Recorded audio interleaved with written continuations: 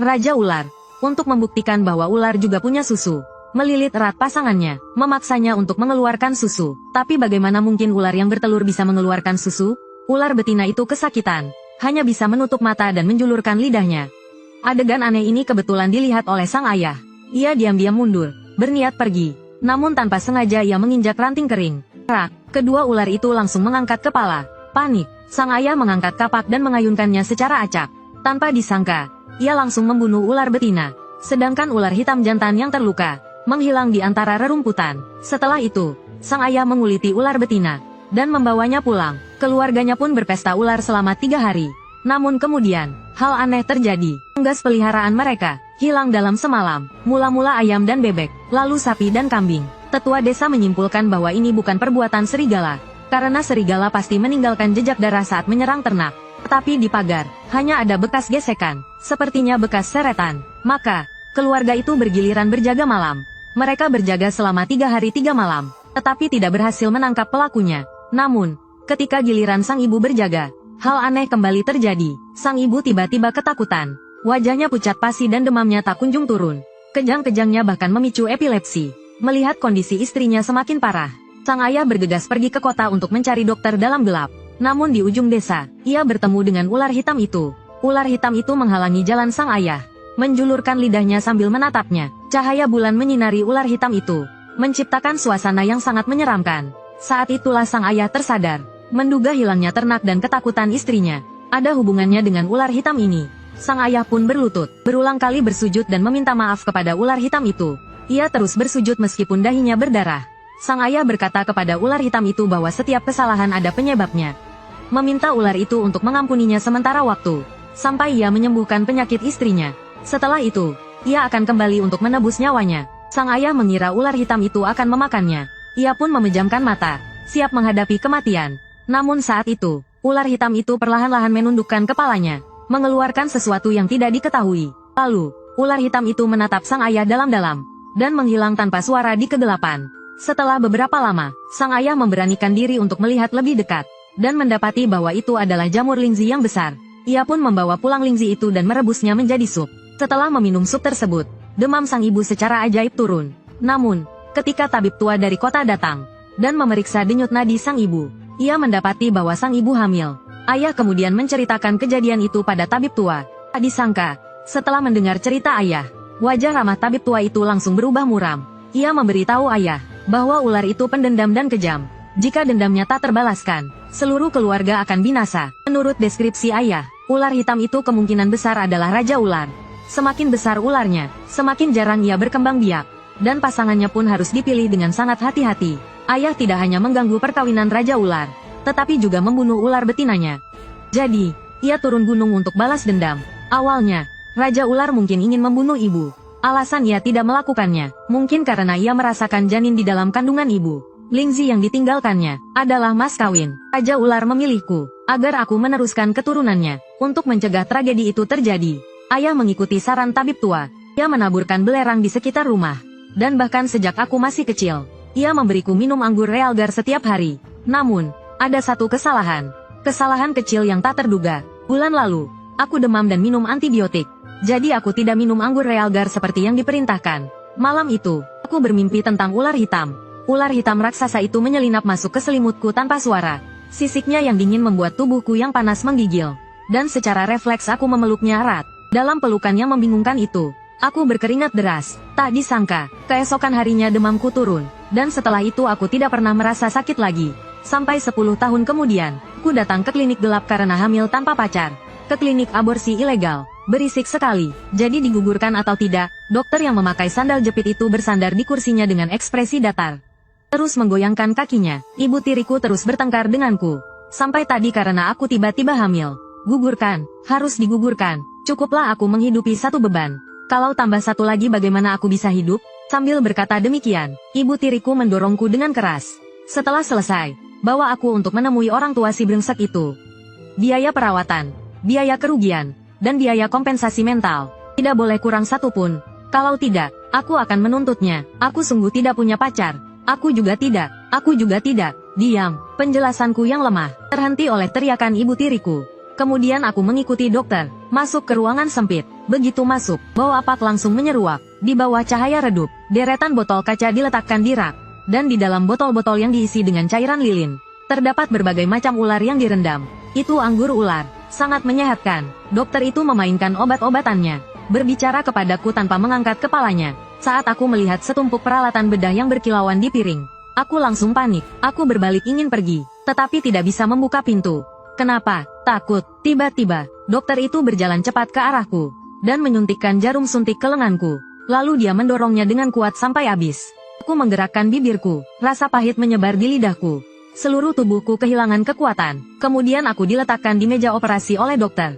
Tidak, melihat spekulum di tangan dokter, aku mengeluarkan satu kata dari sela-sela gigiku, dan tidak bisa mengeluarkan suara lagi. Tetapi tepat ketika dokter hendak mengulurkan tangannya ke arahku, tiba-tiba angin dingin bertiup, disertai bau amis yang kuat. Anggur di dalam toples kaca bergetar hebat. Ular yang awalnya meringkuk, tiba-tiba mengangkat kepalanya, dan menunjukkan taringnya. Mereka terus-menerus menabrak kaca. Sebuah jeritan, membuatku tersadar dari kebingunganku. Terlihat dokter itu bersandar di sudut dengan pakaian compang camping.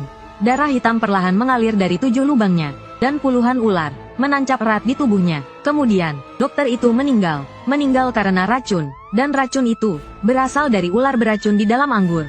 Kedengarannya sangat tidak masuk akal. Lagi pula, tidak ada yang akan percaya bahwa ular yang telah direndam dalam anggur selama bertahun-tahun bisa hidup kembali, dan bahkan bisa membunuh orang. Baru pada saat inilah, aku percaya apa yang terjadi 20 tahun yang lalu bukanlah karangan ayahku saat mabuk. Setelah pulang ke rumah, ibu tiriku mendorongku dengan kasar ke hadapan ayahku. Aku tersandung, dan menatap wajahnya yang menua. "Vivi, kenapa kamu begitu nakal? Kenapa kamu selalu membuat ibumu marah?" Nada suara ayahku sangat keras. Tetapi saat dia membelakangiku dan menatapku, dia mengedipkan mata. Ini adalah isyarat kecil yang hanya kami pahami sebagai ayah dan anak.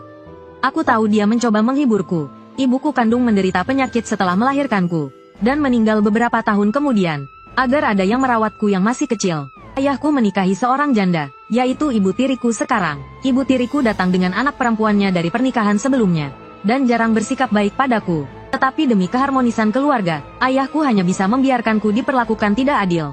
Lagi pula, pernikahan keduanya telah menguras seluruh hartanya. Aku tahu ayah berada di posisi sulit di antara aku dan ibu tiriku.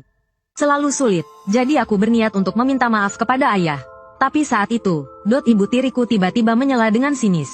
"Lao Jiu, kau akan menjadi kakek putri kesayanganmu. Wei Wei, dia hamil." Mendengar kata-kata ibu tiriku, senyum di sudut mulut ayah langsung membeku. Dan aku mengangkat kepalaku, menatap lurus ke ibu tiriku. Dulu aku hanya takut padanya. Sekarang aku merasa dia sangat mengerikan.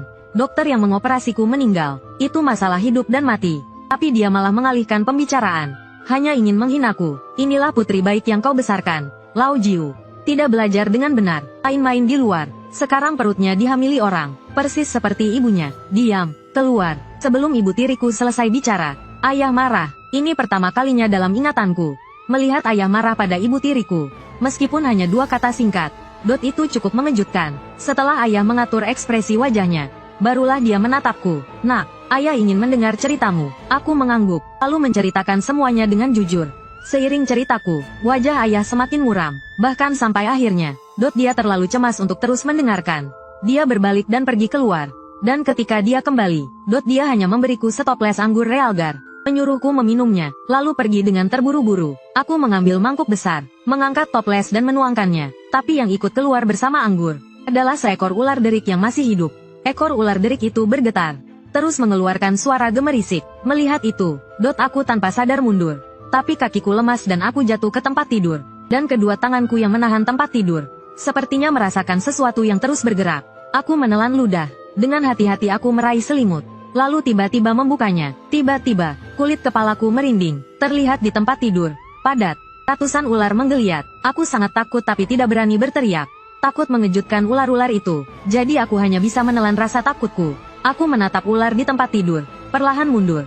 Saat aku mundur, punggungku tiba-tiba seperti tertahan oleh sesuatu yang keras. Rasa dingin langsung menusuk kerahku, disusul dengan semua pori-poriku yang terbuka. Dan ular-ular berbisa yang tadinya tampak ganas itu tiba-tiba menundukkan kepala mereka, merayap dengan hikmat. Ses, ada udara dingin yang lembab sesekali menggesek daun telingaku. Aku menoleh dengan cepat. Terlihat di belakangku, saat ini berdiri seekor ular hitam raksasa. dan ular hitam itu persis seperti yang ada dalam mimpiku saat kecil. Tiba-tiba, ular hitam itu mengangkat kepalanya, seolah tersentuh sisik terlarangnya, tiba-tiba membuka mulutnya yang besar. Tetapi tepat sebelum menggigitku, ular hitam itu tiba-tiba berubah dari sikap galaknya. Dengan lembut menggosokkan kepalanya ke perutku. Sentuhan dingin itu, membuat bulu kudukku berdiri seketika. Sebelum aku sempat bereaksi mengapa ular hitam itu melakukan itu, tiba-tiba terdengar langkah kaki tergesa-gesa dari luar. Ular hitam itu, seolah terkejut, tiba-tiba menggigit bahuku. Sebelum aku sempat berteriak kesakitan, ia menyelinap keluar pintu, dan ular-ular di tempat tidur itu juga menyelinap ke celah-celah di dinding. Vivi, ayah, melihatku ketakutan, langsung bergegas masuk, diikuti oleh seorang lelaki tua berambut putih. Terlihat lelaki tua itu tampak panik. Ular itu, dia datang. Tuan, apa maksud Anda? Ayah panik, dan berteriak-teriak. Lelaki tua itu tidak menjawab, melainkan buru-buru mengeluarkan bungkusan kertas, dan menaburkan bubuk obat di dalamnya ke lukaku. Tetapi kemudian, ia mendesah pelan, dan desahan itu membuatku putus asa, dan membuat ayah pucat pasi. Karena orang tua dulu pernah berkata, Habib mendesah, pasti ada sesuatu yang buruk. Tuan, kumohon, selamatkan putriku, seperti Anda menyelamatkan istriku dulu. Ternyata, lelaki tua di hadapan kami adalah tabib Cina yang dulu merawat ibu. Dia tidak akan mati. Lelaki tua itu menggelengkan kepalanya. Meskipun luka putrimu terlihat dalam, saat menggigit, ia tidak menyemprotkan racun. Raja ular tidak menginginkan nyawanya, melainkan hanya ingin meninggalkan tanda kepemilikannya. Setelah berkata demikian, lelaki tua itu mendesah lagi. Hewan buas memiliki perilaku menandai wilayahnya, seperti harimau dan singa yang menandai wilayahnya dengan air seni. Kata-kata lelaki tua itu membuat hatiku berdebar kencang. Kemudian, aku cepat-cepat memalingkan wajahku. Terlihat di bahu kananku ada bekas luka berdarah. Sekilas, tampak seperti bunga higanbana yang mekar. Cantik, namun menyeramkan. Pak tua itu berdiri, mondar-mandir dengan tangan di belakang punggungnya. Ini takdir. Apa maksudnya tak bisa dihindari? Ayahku langsung panik. Anda adalah tabib hebat di 10 desa sekitar sini. Anda pasti punya cara untuk menyelamatkan putri saya. Bagaimana caranya? Pak tua itu langsung cemberut. Kalian berhutang 2 nyawa padanya. Ayahku membelalakkan matanya, kebingungan. Saya hanya membunuh ular betinanya. Seharusnya hanya 1 nyawa. Pak tua itu menatap mata ayahku, perlahan berkata, ditambah nyawa istrimu. Sejujurnya, istrimu menderita penyakit ginjal yang parah sebelum hamil. Perkiraan paling lama, dia hanya bisa hidup 1 bulan. Tapi dia melahirkan anak dengan selamat, dan hidup 5 atau 6 tahun lebih lama. Mungkinkah, ular hitam itulah yang membuat istriku tetap hidup? Kalau tidak begitu, bagaimana? Pak tua itu memasang wajah serius. Sekarang saatnya kau membayar hutangmu. Pak tua itu memberitahu kami, bahwa aku mengandung anak ular. Aku harus menggantikan ular betina yang dibunuh ayahku, untuk melahirkan keturunan bagi Raja Ular. Jika tidak, keluarga Nian kami tidak akan pernah hidup tenang. Jika ini hutang ayah dibayar anak, aku akan menerimanya, anggap saja sebagai balasan atas pengasuhannya. Tapi lawannya adalah ular. Memikirkan tentang bertelur ular, aku merinding. Jadi aku berencana untuk mengepak barang-barangku dan pergi diam-diam. Namun, saat membuka pintu, aku melihat ayahku. Kedatangan ayahkulah yang membuatku mengetahui sesuatu yang tak pernah kubayangkan. Nah, belum tidur, ayahku membawa guci anggur, dan langsung masuk. Setelah melirik koper di lantai, dia duduk di meja. Ayah, mana ada ayah yang tega mengorbankan putrinya sendiri? Ayahku tersenyum getir. Besok pagi-pagi sekali aku akan mengantarmu pergi dari kampung halaman. Kata-kata ayahku membuatku merasa sedikit bersalah. Jika aku benar-benar pergi, akankah Raja Ular membalas dendam padanya? Ini uang yang kutabung. Ayahku meletakkan setumpuk uang di atas meja. Jangan beritahu ibumu, dia tidak tahu tentang uang ini. Selama ini kau telah banyak berkorban. Tiba-tiba, ayah menangis terseduh-seduh. Nam dan kakakmu selalu menggangguimu. Ayah melihatnya, tapi tidak berani bersuara. Lagi pula, rumah ini tidak bisa tanpa wanita. Setelah mengatakan itu, ayah meneguk minumannya. Ayah, aku tidak menyalahkanmu. Aku menarik napas, dan mengangkat mangkuk minuman di depanku. Terima kasih, ayah, atas semua yang telah kau berikan kepadaku. Setelah itu, aku langsung meneguknya. Rasa pedas di mulutku berubah menjadi aliran hangat yang mengalir ke perutku, membuat air mataku menetes. Sekarang, untuk membalas budimu, bahkan nyawaku pun akan kuberikan. Memikirkan itu, dengan sedih aku mengangkat guci minuman untuk minum lagi. Tapi detik berikutnya, ujung jariku terasa mati rasa. Kakiku terasa lemas. Aku segera berpegangan pada meja. Bagaimana bisa begini? Aku sudah minum alkohol sejak kecil. 1 jin minuman keras bukanlah apa-apa. Tapi aku baru minum setengah mangkuk. Kenapa aku pusing? Nak, maafkan aku. Tiba-tiba ayah berdiri. Ayah, aku menatap ayah dengan tak percaya. Firasat buruk muncul di hatiku. Semua ini salah ayah yang telah membuat masalah besar di masa lalu. Membahayakan Nam dan ibumu, dan juga dirimu. Jika kau tidak menuruti Raja Ular, keluarga lu kita akan hancur. Sambil berkata begitu, ayah membuka ikat pinggangnya, dan mengangkat bajunya. Terlihat bisul yang padat, melilit di pinggangnya. Bau busuk langsung menyebar. Penyakit ini disebut herpes zoster. Itu diderita setelah membunuh ular betina. Setelah makan lingzi yang ditinggalkan Raja Ular, penyakitnya hampir sembuh. Tapi 6 bulan lalu, kambuh lagi. Tunggu, apa yang baru saja ayah katakan? Apa kau tidak memberikan lingzi pada ibu? Setelah meneriakkan itu, aku ambruk di kursi. Aku benar-benar memberikannya, walaupun hanya sedikit. Ayah buru-buru melambaikan tangannya, menjelaskan. Melihat penyakit Nem membaik, aku menghabiskan sisanya. Pantas saja ibu meninggal. Lingzi yang diberikan Raja Ular awalnya untuk menyelamatkan nyawanya. Tapi ayah malah memakannya. Satu-satunya obat penyelamatnya. Kaulah yang membunuh ibuku. Aku mengerahkan semua kekuatanku untuk meneriakkan itu. Lalu menangis terseduh-seduh. Ku juga tidak mau. Ayah berkata dengan mata merah. Lalu meraih bahuku. Kakek tua itu bilang virusnya sudah menyebar ke seluruh organ tubuhku. Hanya empedu Raja Ular yang bisa menyembuhkanku sepenuhnya. Jadi, aku terpaksa melakukan ini. Ayahku berniat menggunakan aku untuk memancing Raja Ular. Membunuhnya dan mengambil empedunya. Dia sangat egois. Ternyata orang yang terlihat jujur dan penakut. Bisa begitu kejam dan mengerikan. Nah, setelah Raja Ular itu terbunuh, aku akan membawamu ke kota untuk menggugurkan kandunganmu. Lalu kita akan pindah ke tempat yang tak berpenghuni. Kita akan memulai hidup baru. Tidak akan ada yang tahu aibmu hamil di luar nikah. Aib, ternyata di mata ayahku, aku selalu dianggap rendah. Padahal dialah pelaku sebenarnya. Aku ingin berteriak, tapi mulutku tak bisa terbuka. Aku ingin melawan, tapi tubuhku tak bisa bergerak. Setelah seluruh tubuhku lemas, ayahku menggendongku, dan membawa beberapa penduduk desa ke gunung. Ibu tiriku juga ikut. Di perjalanan, ibu tiriku terus menghinaku. Dan seperti biasa, ayahku diam saja. Entah berapa lama kemudian, aku diturunkan. Ayahku dan yang lainnya mulai memasang jebakan. Jaring besi berduri tajam, dibentangkan di antara pepohonan tinggi. Tali pengaktifnya diikatkan ke pergelangan tanganku. Dengan sedikit gerakan saja, jaring itu akan jatuh. Bagaimana kalau kakinya diikat juga? Nanti kalau Raja Ular masuk, kita bisa menariknya lebih dulu. Supaya dia tidak terjebak bersama Raja Ular. Seorang pemuda tiba-tiba berkata, duri di jaring besi ini sudah diolesi racun. Kalau Raja Ular marah, dia mungkin akan menggigitnya. Ayahku berjongkok di sampingku, terdiam. Hanya terdengar suara isapan rokoknya. Aku menatapnya, berharap dia sadar. Tapi akhirnya, dia menggeleng. Itu akan memberi Raja Ular kesempatan untuk kabur. Aku menutup mata, air mata mengalir pelan. Sedikit kasih sayang yang tersisa di hatiku. Dibunuh oleh ayahku sendiri. Aku terbaring di tanah yang dingin. Sementara ayahku dan yang lainnya bersembunyi di atas pohon. Tiba-tiba, terdengar suara seperti sesuatu yang melindas daun-daun kering. Aku berusaha membuka kelopak mataku. Dan akhirnya melihat bayangan hitam. Bayangan itu bergerak meliuk seperti huruf S. Mendekat ke arahku. Raja Ular, dia datang. Aku menggerakkan sudut bibirku, ingin mengusir Raja Ular. Tetapi aku tidak bisa mengeluarkan suara sedikit pun. Tanpa daya, aku menatap ayah di atas pohon. Melihat matanya yang dingin, akhirnya aku mengeraskan hatiku. Aku membuka mulutku lebar-lebar. Dan menggigit lidahku dengan keras. Rasa sakit yang hebat dan rasa darah yang menyebar membuatku sadar sejenak. Lari. Aku mengerahkan semua kekuatanku. Dan meneriakkan satu kata itu. Raja Ular berhenti sejenak setelah mendengarnya. Lalu terus mendekat. Kenapa hewan berdarah dingin ini tidak menghindar? Tidak bisa. Aku tidak bisa membiarkan ayahku berhasil. Jadi aku berguling ke samping dengan sekuat tenaga. Segera menarik benang di jariku. Swos. Aku terjebak dalam jaring besi yang jatuh dari langit. Melihat itu, Raja Ular mendongak. Memperlihatkan taringnya. Dan mendesis marah. Lalu ia membuka mulutnya, dan mencoba merobek jaring besi itu. Pada saat yang sama, ayah melompat turun lebih dulu, dan mengayunkan goloknya yang tajam, langsung mengenai punggung Raja Ular.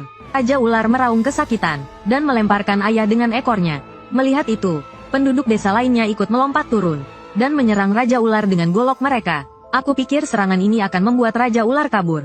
Tetapi Raja Ular tidak pergi. Malah, ia melilitku erat-erat dengan ekornya. Melihat itu, semua orang segera berhenti. Tunggu apa lagi? Cepat bunuh. Ayah berteriak pada mereka. Tapi putrimu dililitnya. Jika kita membuatnya marah, Raja Ular akan meremukkannya. Bahkan penduduk desa di sebelahnya mulai merasa kasihan. Namun, tatapan ayah saat ini lebih berbisa daripada ular. Sudah disepakati. Empedunya untukku. Bagian lainnya untuk kalian. Kulit ular ini saja bisa dijual puluhan juta. Cepat bunuh Raja Ular. Saat mereka bersiap untuk menyerang, tiba-tiba terdengar suara desisan di sekitar. Kemudian, ular yang tak terhitung jumlahnya berdatangan seperti air bah, menjulutkan lidah dan kepala mereka, siap menyerang. Melihat itu, yang lain lari tunggang langgang. Tapi belum beberapa langkah, mereka dibanjiri oleh ular. Melihat itu, ayah panik. Lalu ia mengambil botol minuman keras di pinggangnya, dan meminum semua anggur realgar di dalamnya. Kemudian, menebarkan bubuk belerang yang sudah disiapkan sebelumnya. Membuat jalur dengan bubuk itu, lalu melarikan diri, bahkan tanpa menoleh sedikit pun. Sedangkan aku, masih tak bisa bergerak, karena setiap bergerak sedikit saja, duri-duri itu akan menusuk lebih dalam. Raja ular mengamati sejenak, lalu tiba-tiba mendesis ke arah kawanan ular. Beberapa ular dengan penampilan yang cukup aneh, tiba-tiba saling menggigit satu sama lain. Darah yang muncrat, saat mengenai jaring besi, langsung membuat jaring itu berkarat. Saat Raja Ular menggulungku dari jaring besi yang rusak itu ke dekatnya, aku benar-benar kehilangan kesadaran. Ketika aku sadar kembali, aku mendapati diriku masih berada di hutan. Aku menggigit bibirku dan dengan hati-hati menyentuh tubuhku, tetapi tidak merasakan sakit. Jadi, ini mimpi, atau aku sudah mati? Belum sempat aku selesai berpikir, sebuah bayangan hitam menghalangi kabut tipis. Aku secara refleks mendongak, dan melihat Raja Ular. Raja Ular tampak seperti terluka, meliuk-liukkan tubuhnya dengan kaku. Sambil meliuk, kulit di kepalanya tiba-tiba robek. Lalu seorang pria telanjang keluar dari kulit ular itu di hadapanku. Dia Raja Ular. Kakiku lemas, dan aku terjatuh ke tanah. Pada saat yang sama, cahaya bulan menembus awan gelap. Sebuah wajah yang sangat tampan terlihat jelas. Bahkan kata mempesona pun terasa kurang. Setelah terpaku cukup lama memandangi wajah rupawan itu, aku akhirnya tersadar. Kumohon, lepaskan aku. Dendam ada pemiliknya. Ayahku yang membunuh istrimu. Kau seharusnya membalas dendam padanya. Kata ayah itu pun terasa sulit kukatakan saat dia membunuh ibuku dan menjadikanku umpan. Aku sudah memutuskan untuk memutus hubungan dengannya. Hutang ayah dibayar anak. Bibir indah pria itu sedikit terbuka. Suara rendah dan magnetisnya seperti bulu, menyentuh bagian terdalam di hatiku. Mendengar perkataan pria itu, aku segera menghampiri kulit ular itu, lalu mengambil sepotong sisik, dan menusukkannya kuat-kuat ke pergelangan tanganku. Mengiris sepotong daging dari lenganku. Awalnya kupikir tidak akan sakit, karena ini hanya mimpi. Namun rasa sakit yang menusuk tulang membuatku menjerit. Aku ingin berhenti, tetapi tatapan dingin pria itu membuatku ragu. Jadi aku menggertakkan gigi dan mengeraskan hati. Mengiris lenganku berulang kali, sampai seorang pria tiba-tiba memegang tanganku. Apa yang kau lakukan? Membalas budi ayahku. Aku gemetar ketakutan dan berkata, daging dan darah telah kubayar. Hubungan ayah anakku dengan Lu Laojiu telah putus. Kau ingin balas dendam? Carilah dia. Aku hanya memohon. Aku hanya memohon agar kau melepaskanku. Ingin aku melepaskanmu? Lakukan satu hal untukku. Awalnya kupikir Raja Ular akan menolak. Aku sudah memikirkan bagaimana cara bernegosiasi dengannya. Tapi tak disangka, dia malah berkata, baik. Tanpa pikir panjang, aku langsung mengangguk. Jika kau membantuku menemukan kulit ular berusia 10.000 tahun, aku akan mengambil telur ular dan mengembalikan kebebasanmu. Kulit ular, 10.000 tahun? Apakah kulit ular yang dimaksud adalah kulit ular yang biasa kita kenal? Apakah kau serius? Aku tidak main-main. Turunlah melalui jalan ini. Aku akan mencarimu. Setelah mengatakan itu, pria itu memegang bahuku. Tatapannya yang tajam tertuju pada bunga higanbana di bahu kananku. Ingat namaku. Aku Mo Yuan. Sebelum aku sempat bereaksi, Mo Yuan mendorongku dengan kuat. Aku terguling menuruni jalan menuju kaki gunung. Entah berapa lama aku terguling. Akhirnya aku berhenti. Langit di atas sudah mulai terang. Kemudian, dua wajah bermasker muncul di hadapanku. Sebelum aku sempat meminta tolong, salah satu dari mereka membekap mulutku dan menggendongku. Tak lama kemudian, aku melihat lubang besar berbentuk lingkaran, mengeluarkan hawa dingin, dan dasarnya tak terlihat. Apa yang kalian? Belum sempat aku selesai bicara, pria itu melemparkanku ke dalam lubang. Beberapa detik kemudian, aku mendarat dengan suara keras. Setelah merintih kesakitan, aku menopang tubuhku dengan kedua tangan, dan meraba sesuatu yang tebal dan basah. Lumut. Kedalaman lubang ini mungkin setidaknya belasan meter. Jika tidak ada lumut tebal di bawah, mungkin aku sudah hancur berkeping-keping. Tapi kenapa kedua pria itu melemparkanku ke sini? Dan di mana tempat ini? Mo Yuan bilang padaku, aku bisa menemukan kulit ular jika mengikuti jalan tadi. Tapi, lamunanku tiba-tiba terganggu oleh suara berisik. Saat cahaya bulan menyinariku, tubuhku langsung menegang. Aku melihat sekelilingku, penuh dengan ular yang merayap, menjulurkan kepala mereka, menatapku tajam. Baru saja lolos dari Raja Ular, malah jatuh ke sarang ular. Sial, sepertinya aku menginjak kotoran anjing hari ini. Begitu berpikir demikian, seekor ular di dekatku tiba-tiba menyerbu ke arahku. Melihat itu, aku berteriak kaget. Secara refleks meraih kepalanya, tapi kemudian ular-ular lainnya langsung menyerbu. Jumlah ular berbisa terlalu banyak. Sangat banyak hingga aku tak bisa mengatasinya. Saat pergelangan kakiku digigit dengan keras, semua rasa sakit hatiku meledak seketika. Sepertinya, nyawaku akan melayang di sini hari ini. Tapi meskipun mati, aku harus membawa beberapa pengikut. Memikirkan itu, aku meraih ular yang menggigitku. Seperti orang gila, dengan paksa menggigitnya hingga putus. Tanpa peduli perlawanannya, aku menemukan kantung empedunya, dan menelannya sekaligus. Seperti batu yang menimbulkan riak. Ular-ular lainnya jelas-jelas marah. Mereka menyerbu bersama, menjatuhkanku ke tanah. Taring-taring berbisa mereka, berkali-kali menusuk kulitku. Dalam rasa sakit itu, kekuatan batinku benar-benar meledak. Dengan mata tertutup, aku meraih dan menggigit mereka. Menggigit hingga berdarah. Tak bisa membedakan apakah itu darahku atau darah ular. Menelan empedu ular hingga muntah. Tetap aku paksakan untuk menelannya. Mungkin karena efeknya, rasa sakitnya hilang, digantikan dengan mati rasa. Tanpa rasa sakit, aku semakin berani bertarung. Tapi kesadaranku cepat menghilang. Namun, tepat di detik terakhir kesadaranku menghilang. Pupil mataku yang kabur, tiba-tiba menyempit. Terlihat di dinding batu sarang ular. Terdapat kulit ular hitam raksasa yang melingkar. Dan di titik vital kulit ular itu, terdapat bunga neraka merah. Seiring dengan kesadaran yang memudar, bunga neraka berubah menjadi warna merah terang. Aku tidak boleh mati. Aku menggigit rahangku dan berjuang untuk bangun. Saat ini, langit sudah terang. Tanah dipenuhi dengan potongan tubuh ular berbisa. Ular-ular yang selamat, begitu melihatku, ketakutan dan langsung masuk ke bawah lumut. Melihat kulit ular di dinding batu, ku langsung punya ide. Aku mengambil ular-ular mati di tanah. Satu persatu ku sambungkan, membentuk tali yang sangat panjang. Aku mengambil cabang pohon bercabang, mencobanya dan memastikannya kuat, dan segera melemparkannya ke mulut gua. Melemparkannya ratusan kali, akhirnya tersangkut, lalu mengikuti tali ular, perlahan memanjat ke atas. Melihat diriku semakin mendekati kulit ular, aku langsung bersemangat, tak tahan untuk mempercepat langkahku. Akhirnya, ketika sudah sangat dekat, aku mengulurkan tangan, tapi kulit ular itu menjadi transparan. Saat aku menyentuhnya, dan tanganku langsung menembusnya. Bagaimana bisa? Apakah mengambil kulit ular juga membutuhkan cara khusus? Setelah beberapa kali mencoba tanpa hasil, akhirnya aku menyerah. Selama aku tahu di mana kulit ular itu, masih ada kesempatan. Jadi aku menatap kulit ular itu dengan enggan, lalu merangkak menuju mulut gua.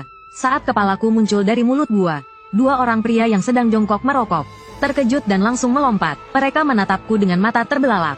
Meskipun maskerku sudah dilepas, aku masih bisa mengenali mereka. Sebagai dua pembunuh yang telah melemparkanku ke bawah, aku menggertakkan gigi, dan menancapkan jari-jariku ke tanah. Meskipun kukuku terkelupas hingga berdarah, aku tetap menggunakan sisa tenagaku untuk memanjat. Saat punggungku menyentuh tanah, aku tak kuasa menahan air mata. Seluruh tubuhku berlumuran darah, seperti baru saja kembali dari gerbang kematian. Salah satu pria itu mengulurkan kepalanya dan menatapku dari atas. Dia masih hidup, tidak mungkin. Tidak ada yang bisa hidup keluar dari gua seribu ular. Pria lainnya berkata dengan tegas, tetapi suaranya gemetar. Apa yang kau bicarakan? Cepat beritahu Tuan Besar. Percakapan mereka penuh dengan keterkejutan dan ketakutan. Setelah suara langkah kaki yang tergesa-gesa terdengar dan semakin menjauh, barulah aku membuka mata. Aku menatap tajam pria yang tersisa, lalu memiringkan kepalaku. Hei, kau belum mati, kan? Pria itu memanggilku beberapa kali dengan panik, lalu meletakkan tangannya di depan hidungku. Rasakan bau rokok masuk ke hidungku. Aku langsung meraih pergelangan tangannya. Dengan sekuat tenaga, aku berguling dan menjatuhkannya. Lalu aku cepat-cepat berdiri dan mendorongnya ke gua seribu ular sambil memegang tangannya. Tolong. Wajah pria itu langsung pucat pasi.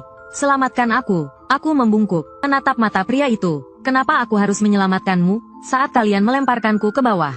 Pernahkah terpikir untuk menyelamatkanku? Melihat ini, pria itu benar-benar panik. Bukan aku yang ingin melemparmu ke bawah, tapi Tuan Besar yang memerintahkan kami. Kumohon, tarik aku ke atas. Kami hanya dibayar untuk melakukan pekerjaan ini. Jika kau bisa menjawab beberapa pertanyaanku, aku akan mempertimbangkan untuk menarikmu naik. Siapa Tuan Besar yang kalian bicarakan? Kenapa kalian melemparkanku ke lubang ular? Dan bagaimana cara mengambil kulit ular di dalamnya? Tuan Besar bernama Zhao Nan, Presiden Direktur Zhao Xi Pharmaceuticals. Kau dilempar ke lubang ular karena persembahannya kabur di tengah jalan. Kami menemukanmu saat mencarinya, jadi kami melemparmu ke bawah sebagai gantinya. Aku tidak tahu cara mengambil kulit ular itu, karena tidak ada yang pernah hidup meninggalkan lubang ular ini. Kumohon, tarik aku ke atas. Apakah persembahan yang kau bicarakan itu manusia? Wajahku terkejut. Seorang wanita. Semua persembahan harus wanita. Ku sudah mengatakan semua yang aku tahu. Cepat tarik aku ke atas. Memberi makan ular dengan manusia hidup. Sungguh gila. Presiden Direktur Zhao Xi Pharmaceuticals ini benar-benar iblis. Kurasakan tangan pria yang kupegang mulai berkeringat. Aku tersenyum. Aku sudah memutuskan. Melihat kelingkingku yang terangkat, pria itu menatapku dengan mata terbelalak ketakutan. Terima kasih, kau. Apa yang kau lakukan? Aku sudah memutuskan. Tidak akan melepaskanmu. Setelah mengatakan itu dengan dingin, aku melepaskan jari-jariku satu persatu. Pria itu jatuh. Jeritannya berubah menjadi teriakan kesakitan. Aku duduk sambil memeluk lutut, bersenandung, sambil menikmati jeritan pria itu. Sampai, suaranya perlahan menghilang. Tetapi tepat ketika aku hendak berdiri dan melarikan diri, suara gedebuk terdengar di kepalaku. Ketika aku membuka mata lagi, kulihat beberapa dokter berjas putih, menggulung lengan baju mereka, memegang jarum suntik, mengambil sampel, mengiris, dan melakukan tes darah. Gerakan mereka sangat cepat dan terkoordinasi. Setelah mesin mencetak selembar kertas secara otomatis, dokter itu segera melihat ke arah pria yang membawaku kembali. Cepat panggil Tuan Besar.